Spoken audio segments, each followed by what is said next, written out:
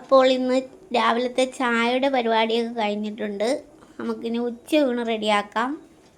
ചോറ് ഇവിടെ തിളച്ചു വരുന്നുണ്ട്. ഇനി ഒരു വെള്ളരിക്ക പുളിശ്ശേരിയാണ് വയ്ക്കാൻ ഉദ്ദേശിക്കുന്നത്. ചെറിയ കഷ്ണങ്ങളായി മുറിച്ചിടാം. മിക്സിയുടെ ജാറിൽ തേങ്ങയും 2 പച്ചമുളകും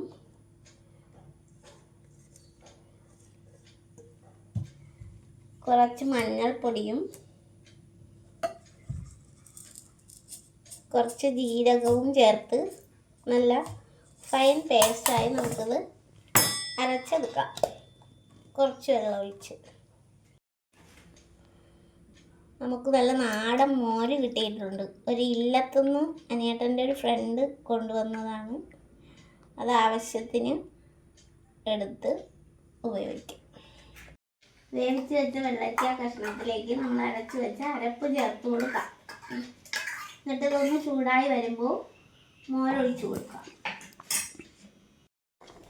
ഇനി നമുക്കിതിലേക്ക് മോര് ചേർത്ത് കൊടുക്കാം. മോര് ചേർത്ത് കഴിഞ്ഞാൽ പിന്നെ തിളയ്ക്കാൻ പാടില്ല. ചെറുതായൊന്ന് ചൂടായി കഴിഞ്ഞ ശേഷം തീ ഓഫാക്കാം.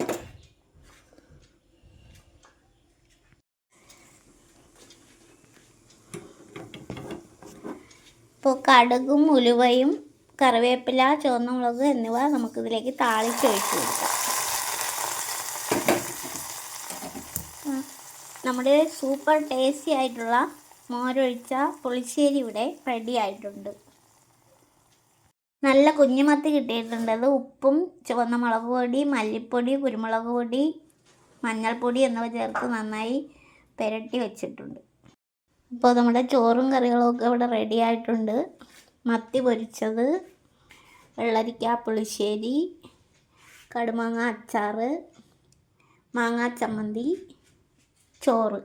ഇത്രയാണ് ഇന്നത്തെ നമ്മുടെ ഉച്ചയൂണ്. അപ്പോൾ നമുക്ക് വിളമ്പി കഴിക്കാം.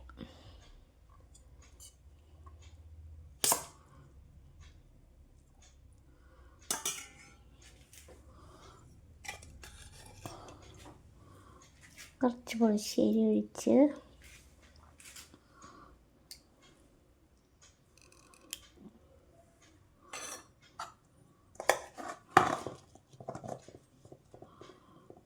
മത്തി വറുത്തത് വെച്ച്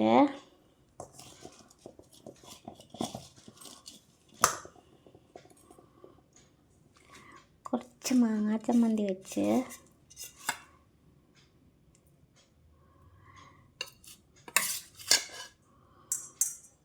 മാങ്ങ അച്ചാർ വെച്ച്.